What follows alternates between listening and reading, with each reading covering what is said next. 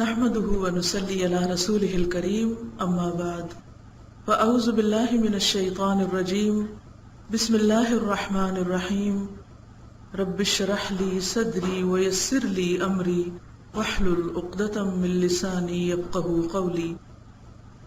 دوائے شافی جو امام ابن القیم الجوزیہ کی کتاب ہے، الداء والدواء عربی میں، اس کا ترجمہ ہے۔ کتاب سے آپ پہلے سے واقف ہیں۔ اس کتاب میں بنیادی طور پر ایک شخص کے سوال کا جواب ہے، اور وہ شخص اپنی ایک بری عادت کی وجہ سے بہت پریشان تھا اور بہت مصیبت میں گرفتار تھا۔ اس نے امام ابن القیم کو لکھا کہ اس کی مایوسی اور نا امیدی بہت زیادہ بڑھ چکی ہے، اور وہ سمجھ رہا ہے کہ اگر یہ مصیبت اور ابتلا یوں ہی رہی تو اس کی دنیا اور آخرت دونوں تباہ ہو جائیں گی۔ یعنی اسے یہ خیال تھا، یہ احساس تھا کہ وہ کوئی غلط کام کر رہا ہے، کسی بری عادت کا شکار ہے، لیکن وہ بری عادت چھوڑ نہیں پا رہا تھا۔ ہم میں سے بھی بہت سے لوگوں کا یہ مسئلہ ہو سکتا ہے کہ وہ دین پڑھ رہے ہوں، پڑھ چکے ہوں، قرآن مجید کئی بار ختم کر چکے ہوں، لیکن پھر بھی ان کی کچھ بری عادتیں نہ چھوٹ رہی ہوں۔ گلٹ بھی دن بدن بڑھتا جاتا ہے، اور پریشانی کے ساتھ ساتھ ایک وقت آتا ہے کہ اپنے آپ سے مایوسی ہونے لگتی ہے۔ ایسے تمام لوگوں کو یہ کتاب ضرور پڑھنی چاہیے۔ انسان کی اصلاح وقت طلب کام ہے، اور خصوصاً دل کے اندر جو بیماریاں اور خرابیاں اتر جاتی ہیں ان کو جڑوں سے اکھاڑ پھینکنا اتنا آسان نہیں ہوتا۔ صرف کچھ معلومات حاصل کر لینا، کچھ کتابیں پڑھ لینا، کچھ لیکچر سن لینا اس کے لیے کافی نہیں ہوا کرتا۔ اس کے لیے اس سے زیادہ گہرے علاج کی ضرورت ہوتی ہے، اور وہ علاج اس کتاب میں بتایا گیا ہے۔ اسی لیے اس کا نام ہے الداء والدواء۔ دا بیماری اور دوا علاج۔ اردو میں اس کا ترجمہ دوائے شافی، یعنی ایسی دوا جس سے شفا حاصل ہوگی انشاءاللہ۔ میں آپ سب طالبات قرآن سے بھرپور گزارش کروں گی کہ اگر واقعی وہ اپنی حقیقی اصلاح چاہتی ہیں تو اس کتاب کو سبکن پڑھیں۔ چونکہ اردو ترجمہ ہے، زبان کچھ مشکل ہے، تو بعض اوقات ہم خود پڑھنے لگتے ہیں تو کچھ باتیں سمجھ میں نہیں آتی۔ اسی سوچ کے تحت کہ خود سے سمجھنا اگر مشکل ہے تو اس کو پڑھا دیا جائے، تو اس کو مسلسل سبق پڑھایا گیا ہے۔ تو اس شخص نے لکھا کہ مصیبت اور ابتلا کو دور کرنے کے لیے ہر قسم کی کوشش کی جا چکی، یعنی اصلاح کے سارے طریقے آزمائے جا چکے ہیں، لیکن یہ کسی طرح مصیبت دور ہوتی نظر نہیں آتی، بلکہ اس میں اضافہ ہی ہوتا جا رہا ہے۔ اس قسم کی مصیبت اور ابتلا کے دفعیے کے لیے کیا تدبیر اختیار کی جائے، کیا جائے؟ ہم میں سے بھی اکثر کا یہ سوال ہوتا ہے کہ ہم اپنی بری عادتوں سے کیسے چھٹکارا پائیں، کریں کیا؟ کون سا طریقہ اختیار کیا جائے کہ اللہ تعالیٰ اپنے اس بندے پر رحم فرمائے؟ کیونکہ جس کو یہ احساس ہو جاتا ہے، اور خصوصاً قرآن مجید پڑھنے کے بعد یہ احساس اور گہرا ہو جاتا ہے کہ اگر ہم نے اپنی بری عادتیں نہ چھوڑی، گناہ نہ چھوڑے، غلط کام نہ چھوڑے، تو پھر پکڑ ہوگی۔ یہی اس شخص کا خیال تھا کہ اگر یہ مصیبت یوں ہی رہی تو دنیا اور آخرت دونوں تباہ ہوں گے۔ بعض خرابیاں اور بعض بیماریاں ایسی ہوتی ہیں کہ جو صرف آخرت نہیں، دنیا کا بھی بڑا نقصان کرتی، یا یہ کہ صرف دنیا میں ہی نقصان دہ نہیں ہوتی بلکہ آخرت کے لیے انتہائی نقصان دہ ہوتی۔ تو اس لیے بے حد ضروری ہے کہ ہم سب سنجیدگی کے ساتھ اپنا محاسبہ کریں، اپنی خرابیوں اور برائیوں کو جانیں، اور ان کے علاج کے لیے سنجیدگی اختیار کریں، اور جو نسخے اس کتاب میں بتائے گئے ہیں ان پر عمل کریں۔ بہرحال کتاب پڑھنے کے بعد پتہ یہ چلتا ہے کہ اس شخص کا اصل مرض عشق تھا۔ اس دور میں بھی ایسی خرابیوں میں مبتلا ہونے کے بہت سے ذرائع تھے، لیکن آج ان کی تعداد کئی گنا زیادہ بڑھ چکی ہے۔ آج یہ مرض متعدی مرض کی شکل اختیار کر چکا ہے۔ تو انہوں نے فصل 99 میں 89 میں پیج 424 پر مرض عشق کی دوا بتائی ہے کہ اگر یہ کسی کو لاحق ہو تو وہ اس کے لیے کیا کرے۔ اس کے لیے انہوں نے ایک تو احتیاطی تدبیر بتائی ہے کہ کوئی بھی شخص اس مرض یا مصیبت میں بچنے کے لیے سب سے زیادہ اپنی نظر کو بچائے، حرام سے محفوظ رکھے۔ ایسی چیزیں پہلے تو صرف انسانوں کی شکل کی صورت میں تھی، اب کیمرے کی ایجاد نے اور بہت سے اور ایسی چیزوں کے وجود میں آنے سے مشینی دور میں تصویریں جو عام ہو گئی ہیں تو مردوں کے لیے بھی اور عورتوں کے لیے، دونوں کے لیے وہ ایک فتنہ یا وبا کی شکل اختیار کر چکی ہیں کہ بعض اوقات حقیقی انسان کو کچھ پتہ نہیں ہوتا، لیکن لوگ اس کی صورت یا تصویر پر ہی مر مٹتے ہیں اور اسی کے عاشق ہو جاتے ہیں۔ بعض اوقات فلموں میں ٹیلی ویژن کی اسکرین یا بڑی اسکرین پر دیکھ کر کچھ حسیناؤں کو ان کے عشق میں گرفتار ہو جاتے ہیں اور اپنی زندگی تباہ کر بیٹھتے ہیں، حالانکہ ان کا کوئی وجود نہیں، کوئی ان تک رسائی نہیں، کچھ خبر نہیں، لیکن بلا میں مبتلا ہو چکے ہیں کہ نمازوں کے اندر کوئی یکسوئی نہیں، کوئی خشوع و خضوع نہیں، اپنے گھر والوں کے کچھ حقوق ادا کرنے کی فکر نہیں، اور بعض اوقات انسان اپنے بہت سے اہم فریضوں سے بھی غافل ہو جاتا ہے، یعنی اللہ سبحانہ وتعالیٰ کی عبادت اور بندوں کی خدمت اور خود اپنی کیئر، ان تینوں فرائض میں خلل پڑ جاتا ہے۔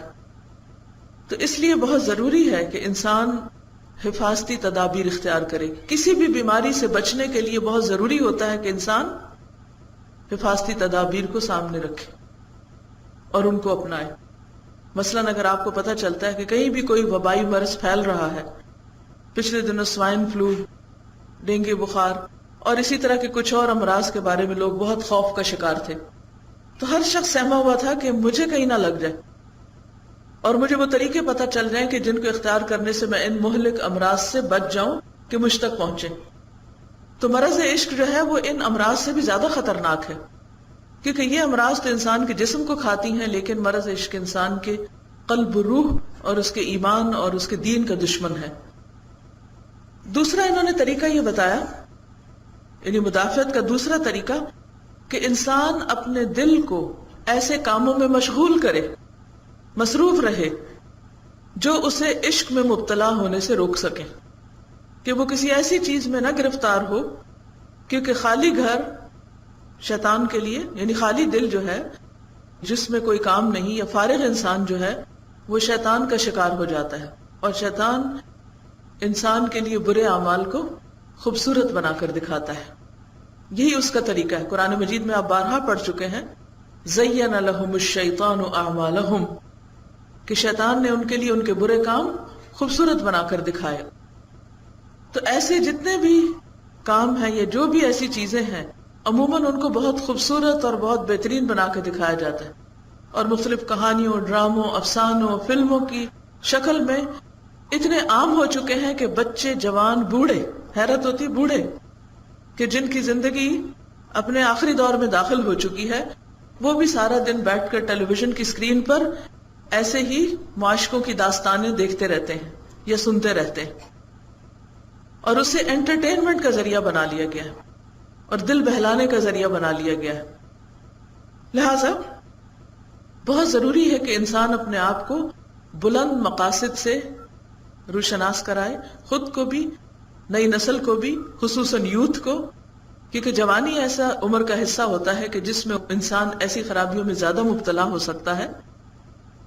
تو اس لیے انہوں نے دوسرا طریقہ یہ بتایا کہ دل کو ایسے کاموں میں مشغول رکھے کہ اسے فرصت ہی نہ ملے اس بیماری کا شکار ہونے کی۔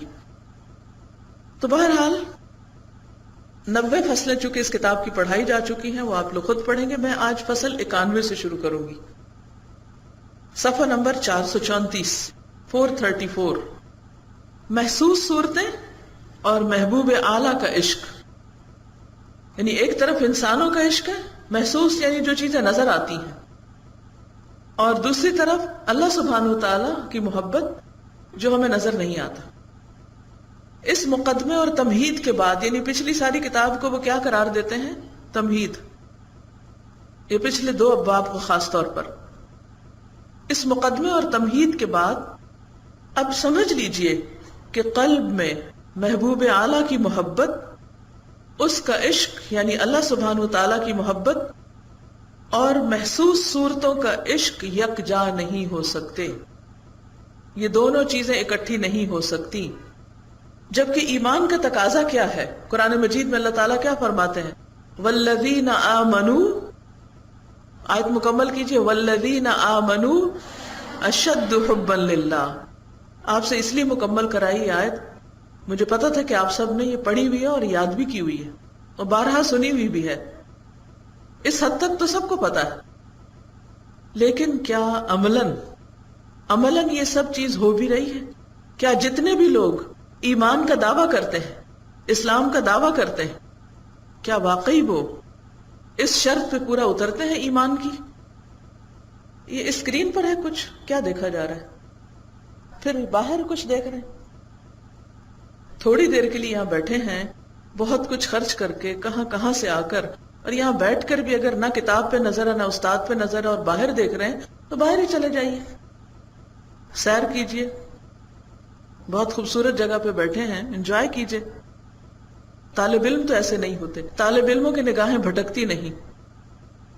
نبی صلی اللہ علیہ وسلم جب اللہ سبحانہ تعالیٰ کی ملاقات کے لیے گئے تو کیا آتا ہے قرآن مجید میں؟ ما زاغ البصر وما طغى، نہ نگاہ بھٹکی اور نہ ہی ادھر ادھر ہوئی، نہ حد سے متجاوز ہوئی. جہاں دیکھنا چاہیے تھا، جہاں نگاہ ہونی چاہیے تھی وہیں رہی. اور علم کا انسان کچھ حصہ بمشکل پاتا ہے جب وہ اپنا سب کچھ علم کو دیتا ہے. سب کچھ پھر بھی نہیں ملتا، اور اگر ہم دیں ہی کچھ حصہ اور سارا دیں ہی نہ تو پھر کیا ملے گا؟ کیا پائیں گے؟ آ کر بھی اگر خالی ہاتھ جائیں تو پھر آنے کا بھی کیا فائدہ ہوا، اور اس مجلس کے جمانے کا بھی کیا فائدہ ہوا؟ تو اس لیے اس کی کوشش کرنی پڑے گی اور محنت سے اور توجہ کے ساتھ اس کو سن کر جذب کرنا پڑے گا، جب کچھ فائدہ ہوگا. تو بات یہ ہے کہ اللہ سبحانہ تعالیٰ کی محبت اور انسانوں کی شکلوں کی محبت، یعنی کہ انسان بعض اوقات کوئی حسین شکل دیکھتا ہے اور اس کے عشق میں مبتلا ہو جاتا ہے جس کے پیچھے سوائے لذت کے کچھ بھی نہیں ہوتا. کیونکہ نگاہوں کی بھی ایک لذت ہوتی ہے نا، کہ آپ تصویریں دیکھ رہے ہیں اور ان سے خوش ہو رہے ہیں اور وہ تصویر آپ کے دل میں جا اتری، عورت کے لیے مرد کی یا مرد کے لیے عورت کی، یا بعض اوقات عورتوں کے لیے عورت کی یا مردوں کے لیے مرد کی، کیونکہ اور بعض اوقات چوپائے. یعنی انسان اس حد تک گر چکے ہیں کہ انسان جانوروں کے عشق میں بھی مبتلا ہوتے ہیں اور ان کے ساتھ بھی برے فعل کرتے ہیں، حتیٰ کہ مردوں کو بھی نہیں چھوڑتے. اسفل سافلین اسی کو کہا گیا نا، سب نچلوں سے نچلے، کیونکہ جانور بھی ایسی حرکات نہیں کرتے، جانور بھی یہ غلط کام نہیں کرتے جو انسان کرنے لگتے ہیں جب ان کی زندگی میں کوئی حقیقی مقصد نہیں ہوتا اور وہ شیطان کے پھندے میں پھنس جاتے ہیں اور پھر انہیں سمجھ نہیں آتی کہ وہ اس مصیبت سے نکلے کیسے. تو قرآن پڑھنے والے سب لوگوں کو یہ بات اچھی طرح معلوم ہے کہ اللہ کی محبت اور محسوس یعنی دیکھی جانے والی صورتوں کی محبت ایک دل میں جمع نہیں ہوتی. یہ دونوں باہم ایک دوسرے کی ضد ہیں جو ایک جگہ کبھی جمع نہیں ہوا کرتے، بلکہ لازم اور ضروری ہے کہ ایک کی محبت دوسرے کی محبت کو قلب سے نکال باہر کرے. ایک کی محبت یا تو بندے کی محبت اللہ کی محبت کو نکال دے گی، یا پھر اللہ کی محبت ایسے بندے کی محبت جس سے کسی کو عشق لاحق ہوا ہے، مصیبت میں مبتلا ہے، اس کی محبت کو باہر نکال دے گی. کٹھی نہیں ہو سکتی. اور اگر اللہ کی محبت نہیں، والذین آمنوا اشد حبا للہ، تو ایسے لوگ پھر کس کا شکار ہیں؟ جس کا اس آیت میں ذکر ہے کہ بعض لوگ اللہ کے ساتھ دوسرے انداد بنا لیتے ہیں، دوسروں کو بھی شریک کر لیتے ہیں. جس شخص کی ساری محبتیں اس محبوب اعلیٰ سے وابستہ ہیں، کس سے؟ اللہ سبحانہ وتعالیٰ سے. جس کی محبت کے سوا تمام محبتیں باطل اور موجب عذاب ہیں، ایسا شخص دنیا کی ساری محبتوں سے منہ موڑ لیتا ہے، اس کے سوا تمام سے اپنا رشتہ توڑ لیتا ہے. یعنی انسانیت کا رشتہ نہیں، ہمدردی کا رشتہ نہیں، خیر اور بھلائی کا رشتہ نہیں، لیکن عشق کا رشتہ وہ کسی اور سے نہیں رکھتا. وہ اگر اللہ تعالیٰ کے سوا کسی اور سے محبت کرتا ہے، کیونکہ اللہ تعالیٰ نے ہمیں محبت کرنے سے نہیں روکا، والدین کی محبت، اولاد کی محبت، بیوی کی محبت، شوہر کی محبت، بہن بھائیوں کی محبت، دوستوں کی محبت، تو پھر ان دونوں کو یکجا کیسے کریں؟ کیونکہ ابھی تو ہم پڑھ رہے تھے کہ ایک دوسرے کو نکال دے گا، تو کیا اللہ کی محبت کا مطلب ہے کہ ماں باپ سے محبت کرنا منع ہے، یا شوہر سے محبت حرام ہے، یا بچوں سے یا بیوی سے محبت نہیں کی جا سکتی؟ نہیں کی جا سکتی ہے، لیکن فرق کیا ہے؟ وہ اگر اللہ کے سوا کسی اور سے محبت کرتا ہے تو صرف محبوب اعلیٰ کی خاطر، اللہ کی خاطر، یا اس لیے کہ یہ محبت محبوب اعلیٰ کی محبت کا ایک ذریعہ ہے، کہ یہ محبت اللہ کی محبت کے قریب کر رہی ہے. کیونکہ یہ محبتیں اگر اللہ سے دور کر رہی ہیں تو یہی موجب عذاب ہے.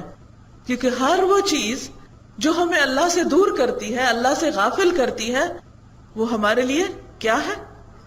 کیا ہے؟ موجب عذاب. بولنا بھی مشکل ہے، منہ سے نکالنا کیوں ضروری ہے؟ کیوں نکلوا رہی؟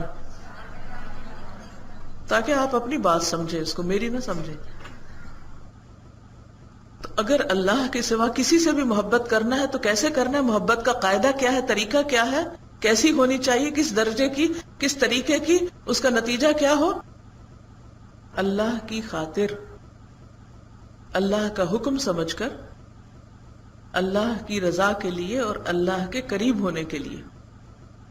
کیونکہ ایک محبت دوسرے کو نکال دیتی. یا محبت اللہ کے لیے ہوگی یا غیر اللہ کے لیے ہوگی، یا محبت اللہ کی طرف لے جانے والی ہوگی یا محبت اللہ سے دور کرنے والی ہوگی.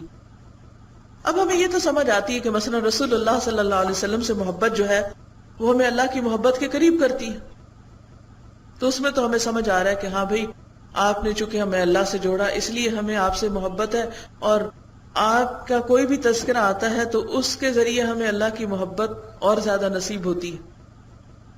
لیکن باقی سب ان کی محبت کیسے اللہ کے قریب کرے گی؟ مثلا آپ دیکھیے، اگر کوئی عورت اپنے شوہر سے محبت کرتی ہے تو یہ حلال محبت ہے. یہ محبت اس کو بچاتی ہے کس سے؟ کسی غیر مرد کی محبت سے، کسی غیر کی محبت سے بچاتی ہے. اب بتائیے کہ شوہر کی محبت نے سارے غیر مردوں کی محبت دل سے نکال دی، اب شوہر ہی محبت کا مرکز بن گیا، کیونکہ اس سے اللہ کے ایک حکم کی تعمیل ہوئی. کیا؟ کہ ایک عورت کے لیے جائز کیا ہے؟ شوہر سے محبت کرے لیکن کسی اور سے نہ کرے. کسی اور سے کرنا حرام ہے، شوہر سے کرنا حلال ہے. شوہر سے کرنا اس لیے ضروری ہے تاکہ غیر کی نکل جائے، کیونکہ اگر وہ شوہر سے محبت نہیں کرے گی تو ہو سکتا ہے کہ شیطان کسی غیر کی لا کے ڈال دے. اور اسی وجہ سے شیطان کا اکثر حربہ کیا ہوتا ہے؟ میاں بیوی میں بدگمانیاں ڈالی جائیں، ایک دوسرے سے بدظن کیا جائے، ایک دوسرے کی محبت کم کی جائے. یہ ابلیس کا سب سے بڑا وار ہے، اور اسی لیے وہ اس شیطان کو تاج پہناتا ہے جو شیطان میاں بیوی میں پھوٹ ڈلوا کے آتا ہے، کیونکہ اس کو پتا ہے کہ یہاں سے اب وہ شخص، وہ مرد اور عورت اس کا اعلی کار بن جائیں گے. آپس میں تو ہوگی لڑائی، جہاں جائز محبت تھی وہاں تو محبت رہی نہیں. اب دل محبت سے خالی بھی نہیں رہ سکتا، یا تو پھر وہاں اللہ کی محبت ڈالنی پڑے گی، یا پھر اگر وہ اللہ کی محبت نہیں تو لازماً کسی ایسی چیز کی محبت دل میں آ جائے گی کہ جو محبت اسے اللہ سے دور کر دے گی اور وہ وبال جان بن جائے گی. تو اس لیے ساری جائز محبتیں، ماں باپ کی محبت، اولاد کی محبت، بہن بھائیوں کی محبت، دوستوں کی محبت اللہ کی خاطر جو اللہ کے قریب کرنے والی ہو، یہ بہت ضروری ہے. یہ قلب کے لیے ٹانک کا درجہ رکھتی ہیں، کیونکہ یہ انسان کو حرام محبتوں میں پڑنے سے بچاتی ہیں. اور اگر کسی کو اللہ کی خاطر محبت کرنی نہیں آتی تو وہ خطرے میں ہے.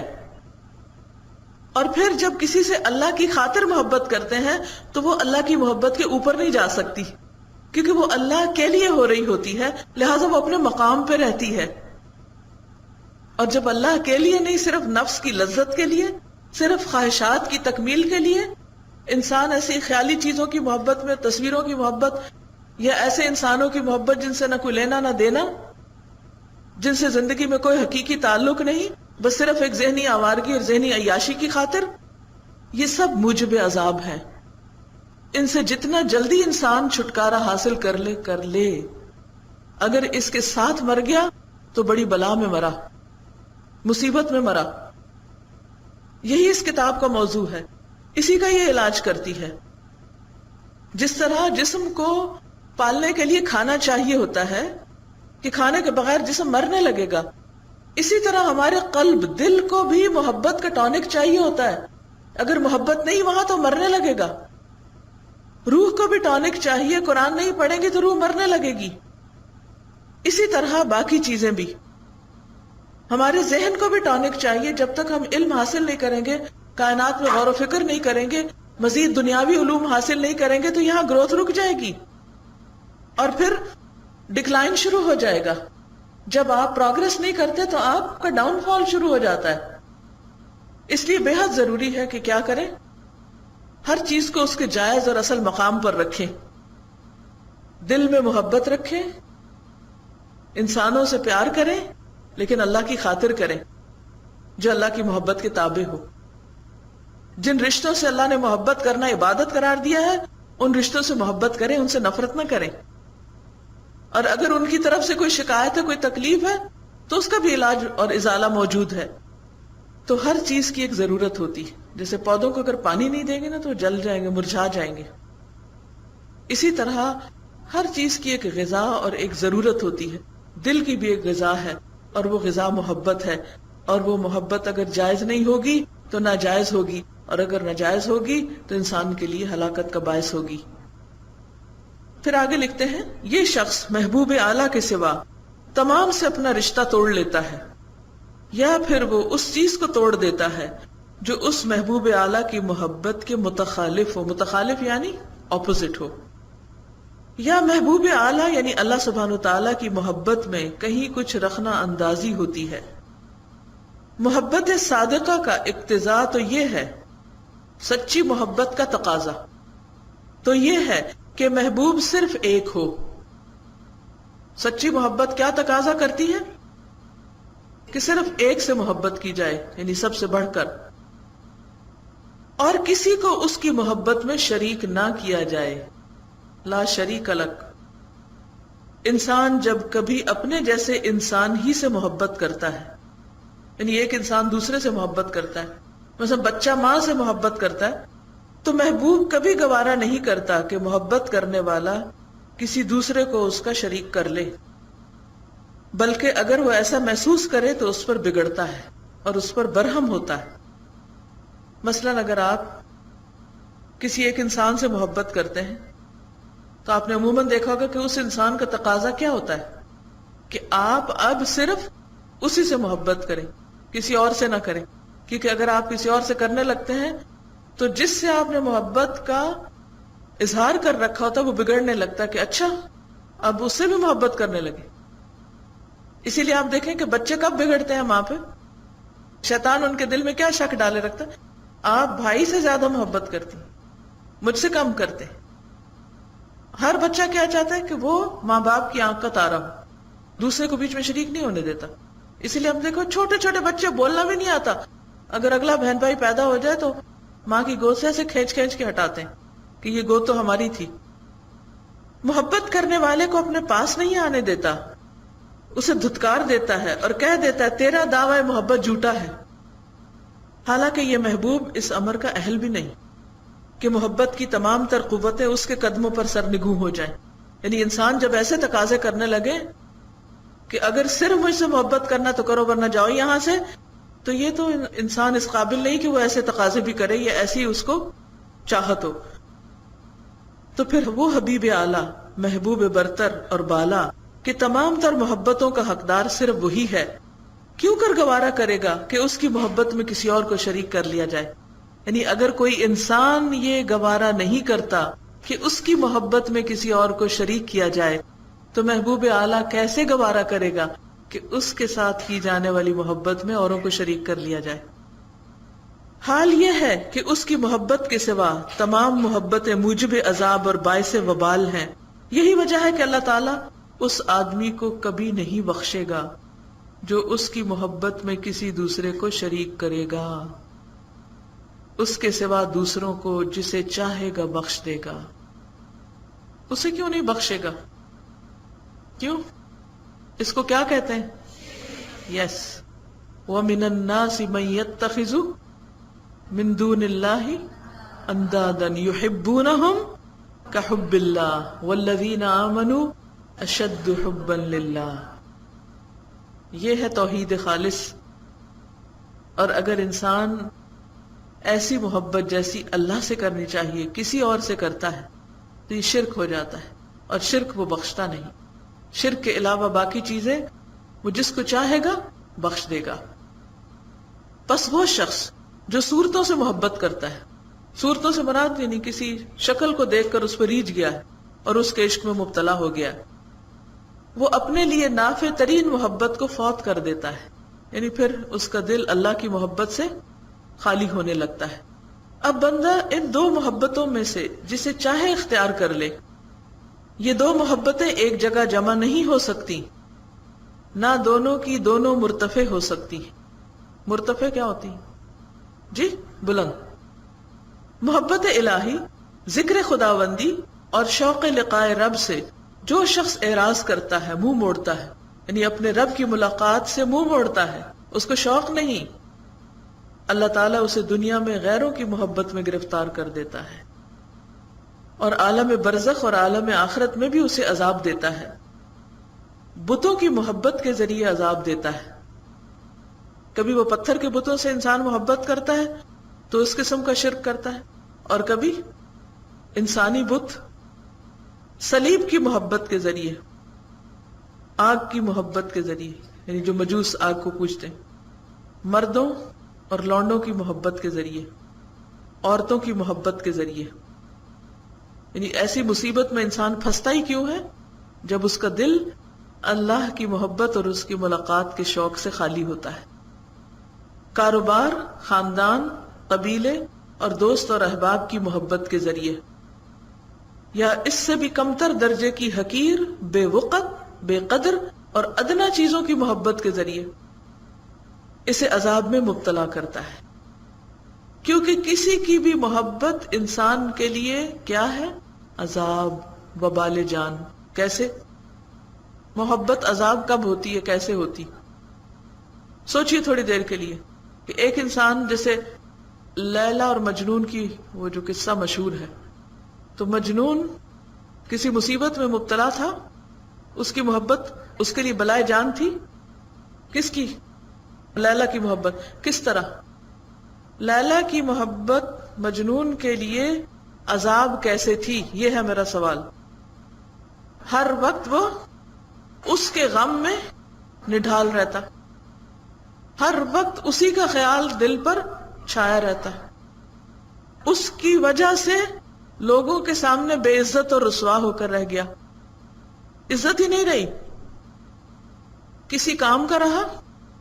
کوئی پتہ چلتا ہے کہ اس نے کیا کیا کارنامے کیے تھے دنیا میں؟ نہیں، بیکار ہو گیا.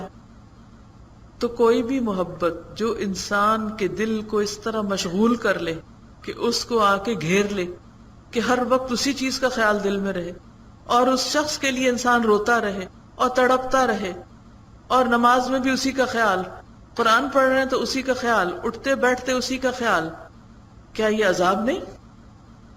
کیا یہ اسیری نہیں؟ قید نہیں؟ مصیبت نہیں؟ اسے کیا کہا جائے گا؟ کیا اس ساری کیفیت سے انسان کو کچھ حاصل؟ کیا یہ تعمیری کاموں کی طرف انسان کو لگاتی ہے؟ ہرگز بھی نہیں. ایسے لوگ بالکل بیکار ہو کے رہ جاتے. اب آپ دیکھیے کہ جب کوئی بچہ، کوئی یوتھ، کوئی لڑکا یا لڑکی کسی لڑکی یا لڑکے کے عشق میں مبتلا ہو جاتے ہیں، کیا ان کو خاندان کی عزت، برادری، کسی کا بھی کوئی احساس رہتا ہے؟ والدین کے جذبات کا کوئی احساس رہتا ہے؟ اپنے مستقبل کے فائدے کا، نقصان کا کوئی احساس رہتا ہے؟ بس ایک ہی خیال ہے، ایک ہی خواہش ہے، اور وہ کیا ہے کہ بس وہ محبوب مل جائے، یہی مرض عشق ہے جس کا حاصل کچھ بھی نہیں. اسلام میں اصل محبت وہ ہے مرد اور عورت کے درمیان جو نکاح کے بعد پیدا ہوتی ہے، وہ پائیدار ہے، وہ مطلوب ہے. نکاح سے پہلے کسی کا خیال آ سکتا ہے، دل میں کسی کی بات آ سکتی، قرآن پاک میں اس کا ذکر آتا ہے سَتَذْكُرُونَهُنَّ، تمہارے دل میں ان کا خیال آئے گا. جب کوئی لڑکی شادی کے قابل ہوتی ہے، کوئی عورت بیوہ ہو جاتی ہے یا کوئی طلاق یافتہ ہوتی ہے تو دوسروں کے دل میں خیال آتا ہے اور کوئی رشتہ ڈالتا ہے. یہ بالکل نیچرل طبعی چیز ہے. لیکن یہ خیال آنا الگ چیز ہے اور عشق کا جنون ہو جانا ایک بالکل الگ چیز ہے. اللہ تعالیٰ نے ایک قدرتی اٹریکشن رکھی ہے مرد اور عورت کے درمیان، اسی لیے بیچ میں بہت سی حدود رکھی ہے کہ اس طرح کی مکسنگ اور منگلنگ نہ ہو کہ جس میں دونوں میں سے کوئی ایک مصیبت میں فتنے میں پڑ جائے. بعض اوقات شادی شدہ مرد یا عورتیں اس مصیبت میں گرفتار ہو جاتی صرف اس آزاد سوسائٹی کی وجہ سے کہ جہاں ہر چیز کو اوپن مائنڈڈنس کہہ کر حلال کر لیا گیا ہے. اللہ کی وہ حدود جن کو اللہ نے حد بنا کے رکھا کہ اس سے آگے نہ جانا، لیکن جب ان حدود کو توڑا گیا تو انسانوں نے اپنے لیے کیا کمایا؟ ہاتھ کیا آیا؟ کون سی خوشی؟ کوئی خوشی نہیں. کسی کا ایسا عشق ہو جانا انسان کو خوشی سے زیادہ غم دیتا ہے، اور یہ غم اور جلن اور کڑنی تو عذاب ہے کہ انسان کے دل کا چین رخصت ہو جائے. یہ مصیبت اور بلائی کی تو ایک قسم ہے. انسان تو ہر حال میں اپنے محبوب ہی کا بندہ ہوتا ہے. اسی لیے آپ دیکھیں کہ بعض انڈین وغیرہ گانوں میں محبت ہی تو بندگی ہے، اس کو عبادت کے درجے میں لایا گیا، اور عبادت کا بھی تو اصل معنی یہی ہے نا، محبت کے ساتھ کسی کی اطاعت، کہ اس کا غلام بن جائے بندہ. تو یہ کہتے ہیں کہ انسان تو ہر حال میں اپنے محبوب ہی کا بندہ ہوتا ہے، اسی کا غلام بن جاتا ہے، جو وہ چاہتا وہی کرتا ہے. وہ اگر اچھی بات کا حکم دیتا ہے تو وہ اچھا کرتا ہے، برے کا کہتا ہے تو برا کرتا ہے. اس کی اپنی عقل ماری جاتی، اس کو سمجھ نہیں آتی کہ اور کس کے کیا حق حقوق ہے. وہ صرف یہ دیکھتا ہے کہ میرا محبوب کیا چاہتا ہے، بس وہ اندھا دھند اس کی پیروی کرنے لگتا ہے. وہ محبوب خواہ کوئی ہو، جیسا کہ کسی شاعر نے کہا ہے، انت القتیل بکل من احببتہ فاختر لنفسک فی الہوى من تصطفی. جس سے تو محبت کرتا ہے اس کا کشتا ہے، یعنی وہ تیرا قاتل ہے اور تو اس کے آگے مقتول ہو گیا، پس تو اسے اپنے لیے منتخب کر جسے تو اپنے لیے مخصوص کیا کرتا ہے. جس کا معبود و مالک اور مولا اللہ تعالی نہیں، اس کا معبود و مالک اور مولا اس کی خواہشات ہیں، جیسا کہ اللہ تعالیٰ ارشاد فرماتا ہے سورۃ الجاسیہ، بھلا اس شخص کو دیکھو جس نے اپنی خواہش کو معبود بنا لیا اور باوجود اس کے ذی علم ہونے کے کہ وہ صاحب علم بھی ہے، عالم بھی ہے، جانتا بھی ہے، اللہ نے اسے گمراہ کر دیا. علم کے باوجود اللہ نے اسے گمراہ کر دیا اور اس کے گوش و ہوش یعنی کانوں اور قلب پر مہر لگا دی اور اس کی آنکھ پر پردہ ڈال دیا. اب اللہ کے سوا اسے کون راہ راست پہ لا سکتا ہے؟ کیا تم سوچتے نہیں؟ اس سے کیا پتہ چلتا ہے کہ مرض عشق ایسی بری بلا ہے کہ اگر کسی صاحب علم کو بھی لاحق ہو جائے تو وہ بھی اندھا بہرا ہو جاتا ہے. وہ سمجھتا ہے وہ ٹھیک کر رہا ہے، حالانکہ وہ حرام کاری میں مبتلا ہو چکا ہے. کوئی یہ دعویٰ نہیں کر سکتا چونکہ میں نے قرآن مجید پڑھ لیا ہے اس لیے میں پاک باز ہو چکا ہوں، یا میں قرآن پڑھاتا ہوں اس لیے میں تو اب بہت ہی نیک اور بہت ہی ایماندار ہو چکا ہوں.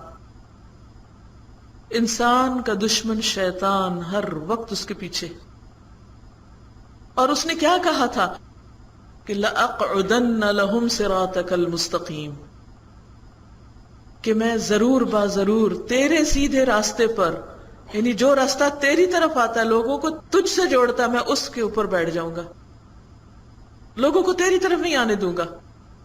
تو اس سے بڑی کیا مصیبت ہے کہ انسان بظاہر تو بڑے حجاب پہن لے اور بظاہر تو بڑا دیندار متشرع شکل بنا لے، لیکن عملاً اس کا دل غیر اللہ کی محبت میں مبتلا ہو اور وہ اس پہ چھائی ہوئی ہو اور وہ اس عذاب میں مبتلا ہو.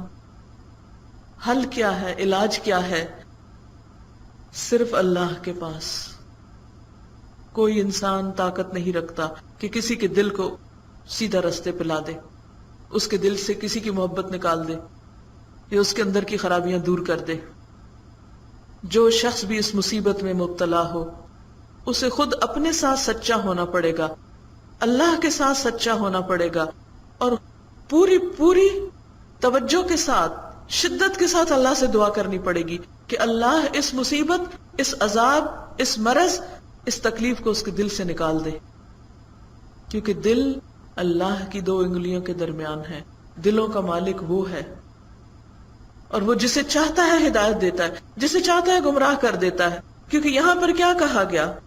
وَأَضَلَّهُ اللَّهُ عَلَى عِلْمٍ، ایک گمراہی ہوتی ہے علم کے بغیر، وہ بھی بڑی تکلیف دہ ہے، جہالت پر مبنی گمراہی، اور ایک ہے علم کے باوجود گمراہ ہونا، یہ اس سے بڑی مصیبت ہے، کیونکہ جس کے پاس علم نہیں ہوتا وہ تو یہ سمجھتا ہے کہ میں جانتا کچھ نہیں، اس کا دل تو اپنی غلطی، اپنے گناہ کا اعتراف بھی کرتا رہتا ہے، اور اللہ تعالیٰ کو بھی پتا ہے کہ یہ بیچارے کو پتہ ہی نہیں ہے۔ لیکن جس کو پتا ہو حلال کیا اور حرام کیا ہے، جائز کیا اور ناجائز کیا ہے، غلط کیا اور صحیح کیا ہے، اور پھر اس کے باوجود وہ صرف لذت کی خاطر اندھا بنا رہے، اور وہ اپنے اس گناہ کو گناہ ہی نہ سمجھے، اس برائی کو برائی ہی نہ سمجھے، اور اس سے نکلنا ہی نہ چاہے، تو ایسا شخص جب علم کے باوجود گمراہ ہوتا ہے تو اللہ تعالیٰ اس کے کان پر، اس کے دل پر اور اس کی آنکھوں پر پردہ ڈال دیتے ہیں۔ فَمَن يَهْدِيهِ مِن بَعْدِ اللَّهِ، اسے کون ہدایت دے گا اللہ کے بعد؟ تو حل کس کے پاس ہے؟ اللہ کے پاس۔ پھر رجوع کس کی طرف کرنا چاہیے علاج کے لیے؟ اللہ کی طرف۔ رجوع کرے گا کون؟ جو اس کو غلط سمجھے گا اور اس مصیبت سے نکلنا چاہے گا، اس دلدل سے باہر آنا چاہے گا، تو اللہ ضرور تھامے گا اس کو۔ اسی لیے اس کتاب کے شروع میں آپ دیکھیں گے کہ دعا کے بارے میں بہت بات کی گئی کہ دعا نافع ترین دوا ہے، دعا نافع ترین دوا ہے۔ اور آپ دیکھیے کہ نبی صلی اللہ علیہ وسلم سے بے شمار دعائیں منقول ہیں۔ جنگ بدر کے دن جبکہ ایک بڑا مقابلہ تھا، دشمن بڑا تھا، مسلمان ابھی کمزور تھے، اللہ کے رسول صلی اللہ علیہ وسلم جن کو اللہ نے حق کے ساتھ مبعوث کیا تھا وہ کس طرح دعا کر رہے تھے، کتنی دعا کی انہوں نے، کتنی آہوزاریاں کی، کس کثرت کے ساتھ یا حی یا قیوم برحمتک استغیث انہوں نے پڑھا، اپنے آپ کو تھکا دیا، ہفا دیا۔ حضرت ابو بکر کو رحم آ گیا اور انہوں نے آ کے آپ کو پیچھے سے پکڑا اور کہا کہ یا رسول اللہ صلی اللہ علیہ وسلم، آج تو آپ نے دعا میں حد کر دی، آج تو آپ نے دعا میں حد کر دی، اتنی زیادہ دعا۔ اگر کسی کو اپنی اس بیماری کا احساس ہو جائے تو پھر وہ کیا کرے؟ کیونکہ علم تو پہلے ہی ہے اس کے پاس، نالج تو بہت ہے، مزید کتنا نالج حاصل کرے گا؟ کیونکہ بہت سے لوگ یہ سمجھتے ہیں کہ صرف علم کی کثرت سے انسان ہدایت پا جاتا ہے، وہ بھی وہی پاتا ہے جو ہدایت کا طلبگار ہو، جس کو شوق ہو، ورنہ جتنا زیادہ پڑھتے جاتے ہیں اتنے زیادہ بعض اوقات لوگ سخت دل ہوتے چلے جاتے ہیں۔ آپ نے دیکھا ہوگا کہ بعض اوقات بہت زیادہ پڑھے لکھے لوگ بہت ہی سنگ دل بھی ہوتے ہیں۔ کیوں؟ کیونکہ وہ علم کو عمل کے لیے نہیں لیتے، وہ علم کو دنیاوی شان و شوکت اور اپنا نام اور رتبہ بلند کرنے کے لیے لیتے ہیں، وہ علم سے زینت پاتے ہیں صرف۔ تو اس لیے بہت ضروری ہے کہ انسان کیا کرے؟ اللہ کی طرف رجوع کرے۔ اب دوبارہ اسی آیت کو سنیے اور اپنے اپنے دلوں کا جائزہ لیجئے۔ یہاں کس شخص کی بات ہو رہی ہے؟ جس نے اپنی خواہش نفس کو اپنا الہ بنا رکھا ہے، لہذا اس کا نقصان کیا ہوا؟ نتیجہ کیا ہوا کہ اللہ نے اسے علم کے باوجود گمراہ کر دیا اور اس کے کان، دل اور آنکھوں پر مہر لگا دی۔ ایسے شخص کو اللہ کے سوا کوئی ہدایت نہیں دے سکتا۔ جی آپ نے غور سے سن لیا آیت کو؟ سمجھ آ گئی؟ کوئی اشکال تو نہیں، کوئی سوال تو نہیں؟ جی سوال کیجیے۔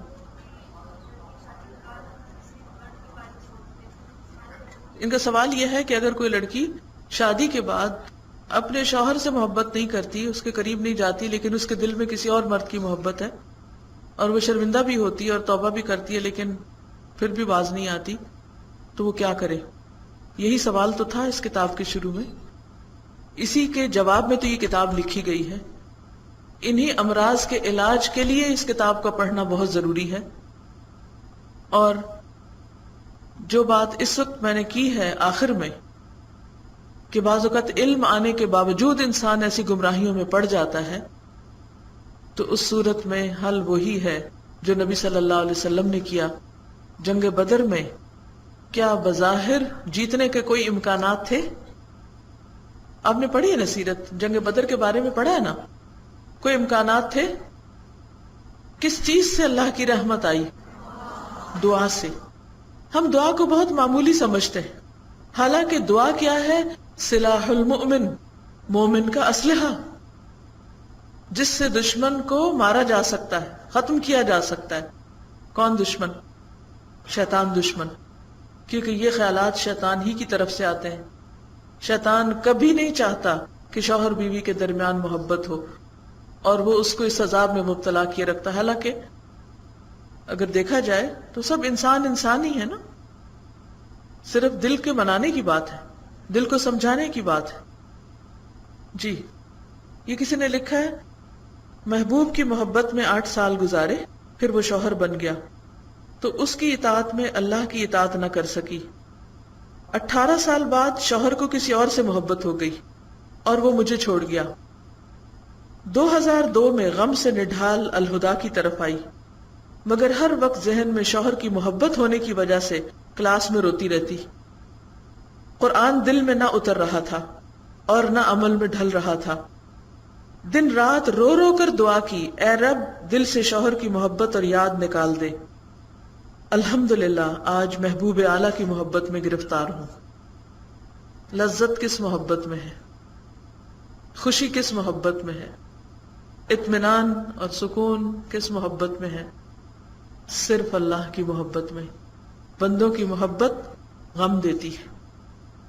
اور انہوں نے تو اپنا واقعہ لکھ دیا، ہر کوئی اپنی کہانی بتاتا بھی نہیں، لیکن یہ مرض اندر چھپے بھی رہتے ہیں، اس لیے اس موضوع پر بات کرنا بھی بہت ضروری ہے۔ عورت کے لیے شوہر کی محبت جائز ہے، جبکہ شوہر دوسری عورتوں سے محبت کرتا ہے اور کہتا ہے کہ اللہ نے مجھے مرد بنایا ہے، یہ میرا حق ہے، تم بیوی ہو، بیوی بن کر رہو، جبکہ شوہر کی تھوڑی سی محبت بیوی کے لیے مجدہ جاں فضا ہوتی ہے۔ آج کل شادی شدہ مرد اس برائی میں زیادہ مبتلا ہے، تو پھر ایسے مرد کے لیے بیوی کا رویہ کیسا ہو؟ بات یہ ہے کہ اس میں 2 باتیں ہیں۔ ایک تو سوال انڈائریکٹلی یہ کیا گیا کہ کیا مرد کے لیے جائز ہے؟ اس کتاب میں بیسیکلی خطاب مردوں سے ہے براہ راست پہلے، اور پھر انڈائریکٹلی باقی سب سے۔ شادی کے باہر کی محبت کسی کے لیے بھی جائز نہیں ہے، نہ مرد کے لیے نہ عورت کے لیے۔ یہ ہمارے معاشرے کا ایک کلچرل ایک خیال اور سوچ ہے کہ مرد جس سے چاہے محبتیں کرتا پھرے اور جس سے چاہے وہ عشق لڑائے، اور عورت ایسا نہیں کر سکتی، عورت کے لیے کرنا جرم ہے۔ دونوں کے لیے جرم ہے، دونوں کے لیے غلط ہے۔ دوسری بات یہ ہے کہ اگر مرد کسی اور سے محبت کرے بیوی سے نہ کرے تو پھر وہ کیا کرے؟ 2 کام ہیں، ایک تو وہی پھر کہوں گی کہ اللہ سے مدد مانگے، دوسرے یہ کہ وہ اپنی زندگی میں دیکھے کہ کہیں وہ تو اللہ سبحانہ وتعالیٰ کی کسی نافرمانی کے کام میں مبتلا نہیں۔ اور یہ بڑا اہم نکتہ ہے، یاد رکھیے جب آپ زندگی میں کبھی یہ ایکسپیرینس کریں کہ اولاد نافرمان ہے، شوہر توجہ نہیں دیتا، سسرال نے جینا دوبھر کیا ہوا ہے، یا کوئی اور شخص آپ کو ستا رہا ہے، انسان آپ سے غداری کر رہے ہیں، تو ایک لمحے کے لیے سب کو بھول کر اپنے آپ پر توجہ کریں کہ کہیں آپ خود تو اللہ سبحانہ وتعالیٰ کی کسی نافرمانی میں مبتلا نہیں، کہیں آپ خود تو کوئی حرام کام نہیں کر رہے، خود آپ کے اندر تو کوئی غلطی نہیں، کیونکہ یہ اللہ سبحانہ وتعالیٰ کا طریقہ ہے۔ اس کتاب میں یہ موضوع بھی ڈسکس کیا گیا ہے جس کا خلاصہ اس وقت میں آپ کے سامنے بیان کر رہی ہوں۔ انہوں نے بہت سارے چیپٹر صرف اس لیے لکھے ہیں کہ گناہوں کے نقصانات کیا کیا ہیں، دل پہ کیا نقصان ہے، اولاد کے اندر، باقی زندگی میں رزق کے معاملے میں گناہ کیسے کیسے انسان کو مصیبت میں مبتلا کرتے ہیں، کس طرح انسان بعض اوقات گناہ کرنے کی وجہ سے رزق سے محروم ہو جاتا ہے. بیوی کی، اولاد کی، جانور کی، ہر ایک کی نافرمانی کی وجہ وہ یہ بتاتے ہیں کہ انسان کے اپنے گناہ ہوتے ہیں. جو شخص جتنا زیادہ اللہ کا تابعدار اور فرمانبردار ہو جاتا ہے، جتنی زیادہ وہ خود اپنے اندر اصلاح کرتا ہے، اسی مقدار سے اللہ سبحانہ وتعالی دوسری مخلوق کے دل میں اس کے لیے محبت اور جگہ پیدا کر دیتا ہے. اگر آپ چاہتے ہیں کہ آپ کے بچے آپ کے فرما بردار ہوں، آپ خود ہر معاملے میں اللہ کی فرما برداری شروع کر دیں. اگر آپ چاہتے ہیں شوہر آپ سے محبت کریں، آپ سب سے بڑھ کر اللہ سے محبت کرنے لگیں. اگر آپ چاہتے ہیں کہ لوگ آپ کو دھوکہ نہ دیں تو اپنی زندگی کی کسی بھی چیز میں ظاہر باطن ہر جگہ سے دھوکہ نکال دیں. اگر آپ چاہتے ہیں کہ لوگ آپ کے ساتھ منافقت نہ برتیں تو آپ اپنے رویے میں، گفتگو میں، معاملات میں، ظاہر و باطن کے حالات میں خود اس کا جائزہ لیں اور ان چیزوں کو باہر نکال دیں. اور آپ میری بات یاد رکھیں، جس دن آپ نے اپنے پہ توجہ کر لی اور ان چیزوں کو ایک کے بعد ایک کر کے اپنی زندگی سے نکالنا شروع کر دیا، آپ یقین کیجئے کہ مخلوق آپ کے لیے رام ہو جائے گی. سب کے دل اللہ کے ہاتھ میں ہیں. دلوں میں محبت اللہ ڈالتا ہے. اللہ تعالیٰ کا وعدہ ہے، ان الذین آمنوا وعملوا الصالحات سیجعل لهم الرحمن ودا. کس صورت میں یہ آیت؟ سورۃ مریم. دیکھا، یہ بھی پتا ہے آپ کو ماشاءاللہ، کہ بے شک وہ لوگ جو ایمان لائے اور انہوں نے اچھے نیک کام کیے، رحمان لوگوں کے دلوں میں ان کی محبت ڈال دے گا. یعنی اگر سچا خالص ایمان لا کر آپ اللہ کے فرما بردار ہوتے ہیں، تھوڑے دن آپ کی لوگ مخالفت کرتے ہیں، پھر وہ خود ہی ٹھنڈے ہو جاتے ہیں، لیکن آپ استقامت اختیار کرتے ہیں، اللہ دیکھتا ہے میرا یہ بندہ میری خاطر دوسروں کی بے رخی برداشت کر رہا ہے، اللہ کو اس بندے پہ رحم آتا ہے، اللہ تعالیٰ اس کے لیے بندوں کے دل میں محبت ڈال دیتا ہے، اور وہ آزمائش کا دور گزر جاتا ہے اور وہ مخالفتیں محبتوں میں بدل جاتی ہیں. خود نبی صلی اللہ علیہ وسلم کے ساتھ کیا ہوا کہ آپ کے جان کے دشمن آپ کے دلی دوست بن گئے. خود قرآن پاک میں اللہ تعالیٰ فرماتے ہیں فَإِذَا الَّذِي بَيْنَكَ وَبَيْنَهُ عَدَاوَةٌ كَأَنَّهُ وَلِيٌّ حَمِيمٌ. یہ کون کہہ رہا ہے؟ اللہ، کہ اگر تم اچھا کرو گے دوسروں کے ساتھ، فَإِذَا الَّذِي، اذا فجائیہ بھی ہوتا ہے عربی میں، فجائیہ کے کیا ہوتا ہے؟ اچانک. فَإِذَا الَّذِي بَيْنَكَ وَبَيْنَهُ عَدَاوَةٌ، کہ تمہارے اور اس کے بیچ میں کوئی عداوت پڑی، دشمنی ہے، كَأَنَّهُ وَلِيٌّ حَمِيمٌ، اس کے دل میں اللہ آپ کی محبت ڈال دیتا ہے اور وہ آپ کا دوست بن جاتا ہے اور اس کی ساری نفرتیں آپ کے لیے دور ہو جاتی ہیں. اور آپ حیران ہوتے ہیں یہ وہی شخص ہے جو میرے اتنے خلاف تھا اور اب مجھ سے اتنی محبت کا اظہار کر رہا ہے. یہ کس نے ڈالی محبت؟ اللہ نے ڈالی. کیوں ڈالی؟ آپ نے اللہ کو راضی کیا، اللہ سے پیار کیا، اللہ کی راضی کرنے کے کام کیے تو اللہ نے دوسروں کے دل آپ کے لیے نرم کر دیے، ان کی دشمنیاں محبتوں میں بدل دی، کیونکہ دل اس کے ہاتھ میں ہے. جی السلام علیکم. سوال آپ سے یہ ہے کہ نئی جنریشن کو انٹرنیٹ اور موبائل کے غلط استعمال سے کیسے روکا جا سکتا ہے، جبکہ اب یہ چیزیں مسٹ ہو گئی ہیں لائف میں اور ہم 24 گھنٹے کی جو ہے نگرانی بھی نہیں کر سکتے. کوئی ٹپ بتا دیں دعا کے ساتھ ہے. ایک بات یاد رکھیے کہ ٹپ سے کسی کی اصلاح نہیں ہوتی، کوئی شارٹ کٹ نہیں ہے اسلام میں، ٹھیک ہے. دوسری بات یہ ہے کہ دیکھیے، ہم بچوں کو بچپن میں جب وہ بہت چھوٹے ہوتے ہیں نا تو ان کو چھوٹا سمجھتے رہتے ہیں. کیا کہتے ہیں؟ بچے ہیں ابھی بچے، اور ان کا وقت ضائع ہوتا رہتا ہے، ان کو ہم کوئی توجہ نہیں دیتے، ان کو کوئی ہم زندگی کے اعلیٰ مقاصد نہیں سکھاتے، ان کے دل میں اللہ رسول کی محبت نہیں ڈالتے، اور وہ اپنے آس پاس کے ماحول کی آلودگیاں لے کے بڑے ہوتے ہیں، اور جب وہ جوان ہو جاتے ہیں تو پھر وہ وہی کرنا چاہتے ہیں جو باقی سب کر رہے ہیں.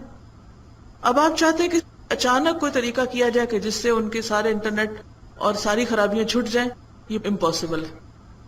آپ چھین کے دیکھ لیں، آپ بند کر کے دیکھ لیں، آپ انٹرنیٹ کٹوا دیں، آپ ٹیلی ویژن باہر پھینک دیں، جو مرضی کر لیں، لیکن اگر ان کے دل سے اس خرابی کی محبت نہیں گئی تو ان کی اصلاح نہیں ہوگی. وہ کیا کریں گے؟ گھر کی بجائے بہانہ کر کے دوست کے گھر چلے جائیں گے. وہ اپنے موبائل پہ GPS ایکٹیویٹ کرا لیں گے اور وہ اپنے بستر میں گھس کے وہ سب خرابیاں دیکھتے رہیں گے جن کی وجہ سے آپ نے ٹی وی اٹھا کے پھینکا, جس کی وجہ سے آپ نے انٹرنیٹ کٹوایا, جس کی وجہ سے آپ نے ٹیلی فون اپنے کمرے میں رکھا. اب وہ موبائل کے اندر سب چیزیں موجود ہیں, وہ سب کچھ ڈاؤن لوڈ کر لیتے ہیں. وہ خود نہیں کرتے, وہ کسی کو دے دیں گے اپنا موبائل, اگر انٹرنیٹ GPS کچھ بھی نہیں, وہ کہیں گے اچھا تم یہ میرے لیے مووی ڈاؤن لوڈ کر لاؤ, اپنے دوست کو پکڑا دیں گے. گھر تو نہیں آپ ڈک کے بٹھا سکتے ان کو, جائیں گے تو باہر ہی نا معاشرے میں. باہر کی جتنی بھی روک آپ لگا دیں, جتنے بھی ڈیٹرنٹ لگا دیں, فائدہ کچھ نہیں جب تک اندر سے نہیں اٹھے گی بات. اور اندر سے اٹھانے کے لیے ٹپ نہیں کام آتی, اس کے لیے محنت کرنی پڑتی اور کافی زیادہ محنت کرنی پڑتی. لیکن اس کا اصول کیا ہے کہ بچوں کے اندر اللہ کی محبت پیدا کریں اور اللہ کا ڈر پیدا کریں. ہمارے ڈر سے وہ کتنے دن ٹھیک ہو سکتے ہیں؟ ہم اپنا ہی دیکھ لیں نا, کیا انسانوں کے ڈر سے ہماری اصلاح ہو جاتی؟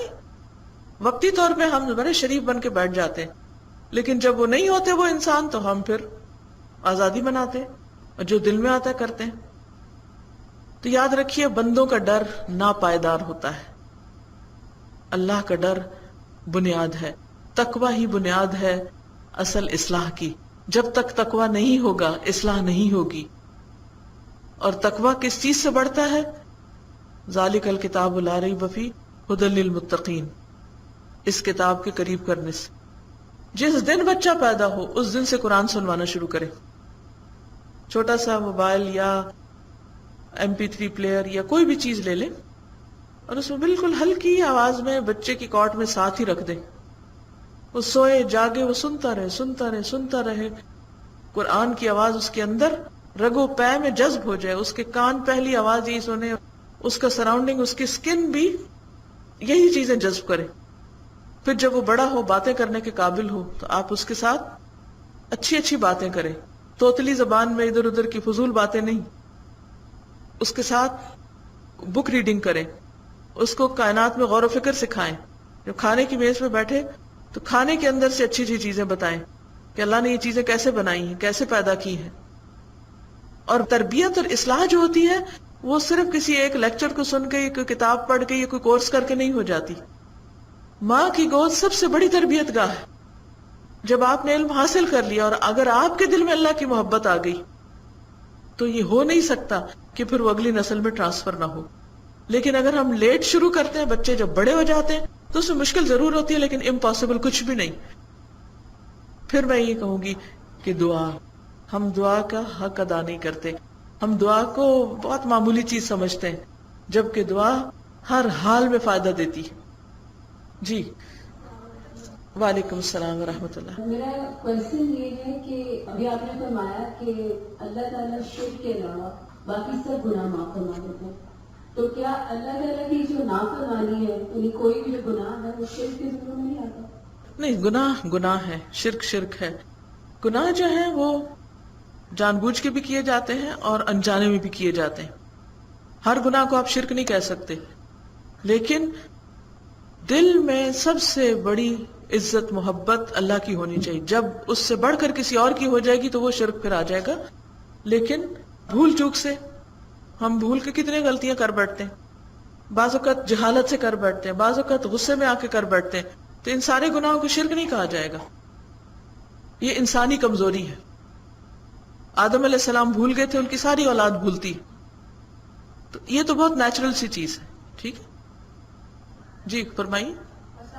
وعلیکم السلام. میرا سوال یہ ہے کہ اگر انسان جیسے قرآن پڑھنے سے پہلے لا علمی میں یا جہالت کے دور میں یا بے ارادہ کبھی کسی شرک یا بات میں مبتلا رہا ہو, اس کو یہ ڈر ہو, تو کیا شرک زندگی میں معافی سے توبہ کرنے سے معاف ہوتا ہے؟ بالکل ہو جاتا ہے. ان کا سوال جو ہے کہ کیا شرک کا گناہ زندہ انسان کے لیے مقابل معافی ہے, یعنی بالکل ہے. سورۃ الفرقان کی آیت پڑھیے کہ جو اللہ کے سوا کسی اور کو الہ پکارے, اور قتل اور زنا 3 برائیوں کا ذکر ہے, اور پھر توبہ کر لے تو اللہ تعالیٰ اس کو معاف کر دیتا ہے, زندگی میں معاف ہو جاتا ہے. اگر اس گناہ کے ساتھ مر گیا تو پھر مشکل ہوگی. جی آپ فرمائیے. السلام علیکم. وعلیکم. میرا یہ سوال ہے کہ اگر آپ کو اپنے شوہر سے بہت زیادہ محبت ہے, عشق انتہا تک محبت ہے, تو ہم اس محبت کس طرح کر لیں گے ہم اللہ کے لیے محبت کریں؟ اس میں آپ اپنے لیے ایک معیار رکھیں. معیار یہ ہونا چاہیے کہ کیا شوہر کی محبت آپ کو اللہ کی عبادت میں تو کمی نہیں کرواتی, کہ شوہر کی محبت میں آپ اپنی نمازوں پہ نمازیں قضا کیے جا رہے ہیں. دیکھیے, جب تک آپ سنیں گے نہیں نا تو صرف سوال کرنے سے تو کوئی فائدہ نہیں ہے. جب ایک سوال ہو تو اس کا جواب سب کے لیے سننا لازم ہے, کیونکہ ہو سکتا ہے آپ کو اپنے لیے نہیں کسی اور کے لیے فائدہ ہو جائے, کوئی آپ کو بھی اشکال دور ہو جائے. صحابہ کیسے بیٹھتے تھے مجلس میں؟ ان کے عمل اور ہمارے عمل میں کیوں فرق ہے؟ ہماری کنسنٹریشن ہی نہیں, ہماری توجہ ہی نہیں ہوتی, دلچسپی نہیں ہوتی. ایک تو ہماری ہمتیں کام ہے, ہم تھک جاتے ہیں, سمیت میرے سب سے زیادہ میں خود تھکتی ہوں. اور دوسرا یہ ہے کہ اگر تھوڑی دیر کہیں بیٹھے بھی تو پوری توجہ سے نہیں سنتے. تو جب سنتے ہی نہیں تو پھر سمجھیں گے کیا, اور جب سمجھیں گے نہیں تو پھر عمل کیا ہوگا؟ اسی لیے بعض اوقات میں پوری دعا کر کے اٹھتی ہوں, اور جب سلام کرتی تو لوگ کہتے ہیں ہمارے لیے دعا کریں. تو میں کہتی ہوں ابھی کیا کیا تھا, ابھی تک میں اتنی دیر کیا کر رہی تھی؟ ایک سوال کا پورا جواب آ چکا ہوتا ہے, بعد میں وہی سوال پھر کر لیا جاتا ہے. تو میں سوچتی ہوں کہ وجہ کیا ہے, کہاں تھے, سنا کیوں نہیں؟ تو اگر سننے کے وقت ہم سننے پہ توجہ رکھیں اور مجلس میں موومنٹ نہ ہونے کے برابر کریں تو آپ دیکھیں تھوڑی دیر میں اتنا کچھ پا جائیں گے کہ وہ مہینوں کے لیے کافی ہو جائے گا. ادروائز پھر فائدہ نہیں ہے, میرا بھی وقت ضائع, آپ کو بھی ضائع. ان کا سوال یہ ہے کہ اگر شوہر کی محبت بہت زیادہ ہو تو اس کو اللہ کے لیے کیسے کریں؟ تو جواب یہ ہے کہ اگر شوہر کی محبت میں آپ اللہ کی اطاعت میں اور زیادہ بڑھ رہے ہیں, نیکی کے کاموں میں مل کر ایک دوسرے سے تعاون کر رہے ہیں, اور دونوں مل کر اللہ کی طرف دوڑنے والے, تو کوئی حرج نہیں. شوہر کی محبت سے منع نہیں کیا گیا.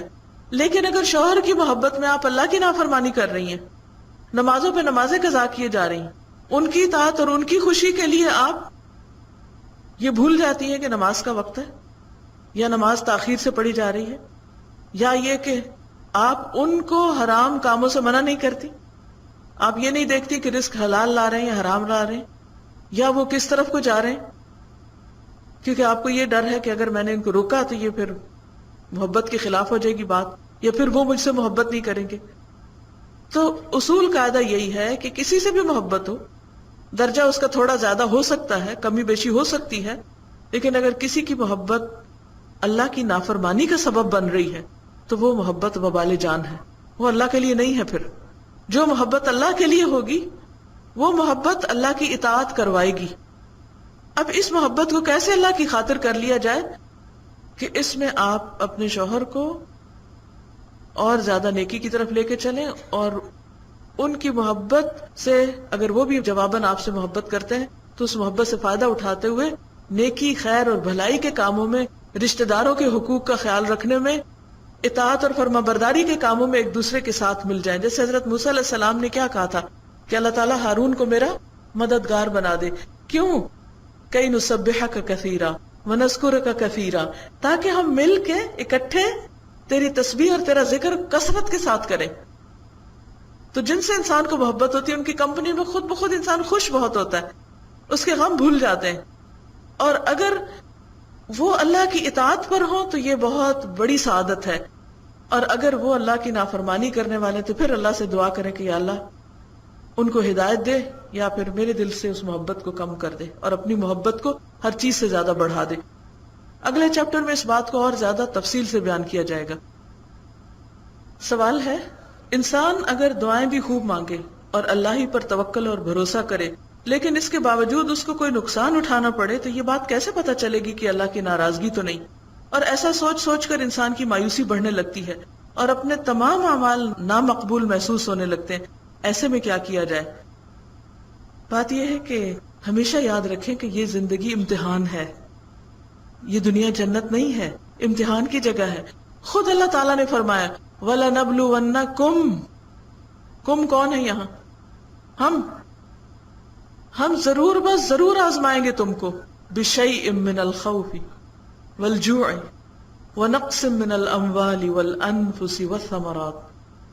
یہ 5 مصائب خمسہ ہیں، 5 مصیبتیں. اللہ تعالیٰ نے خود بتا دیا ہے کہ میں دنیا میں تمہاری زندگی میں ان میں سے کسی نہ کسی چیز کے ذریعے تم کو آزماتا رہوں گا.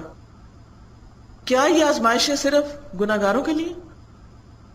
نیک لوگوں کے لیے بھی ہیں، اور بہت سے نیک لوگ مختلف آزمائشوں سے گزرے ہیں، مختلف تکلیفیں انہوں نے اٹھائی ہیں.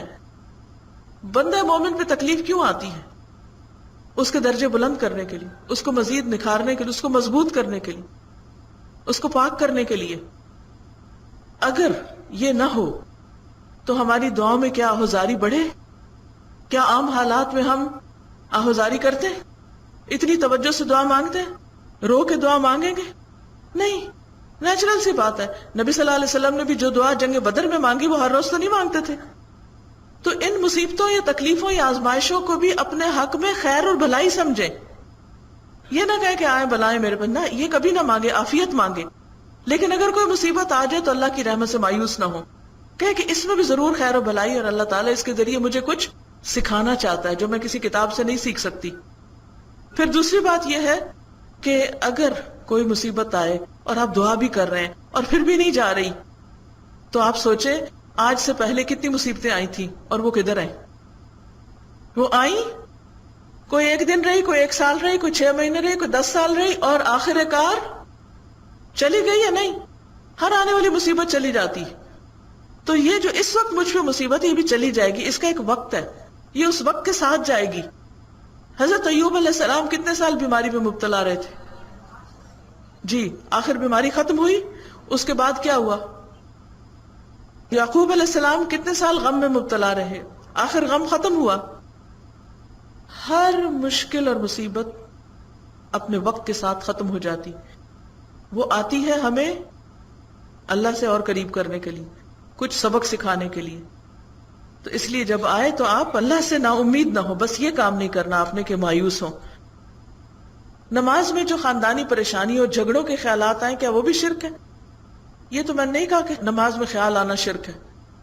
میں نے تو یہ کہا تھا کہ اگر کسی سے ایسی محبت ہے کہ نماز میں بھی بس اسی میں ہی کھویا ہوا انسان، اور دل سارا اس کی طرف لگا ہوا اور اللہ کی طرف دل لگتا ہی نہیں، تو یہ مصیبت ہے.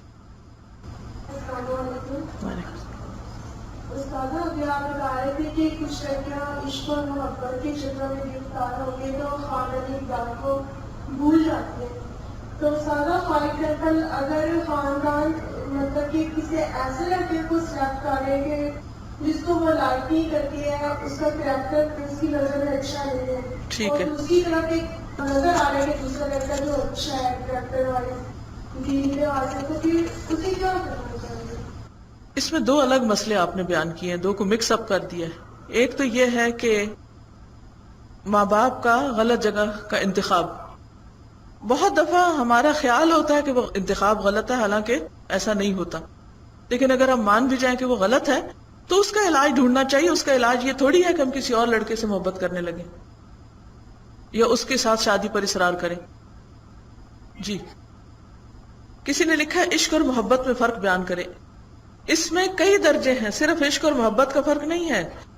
اس میں محبت کی 4 اقسام ہیں.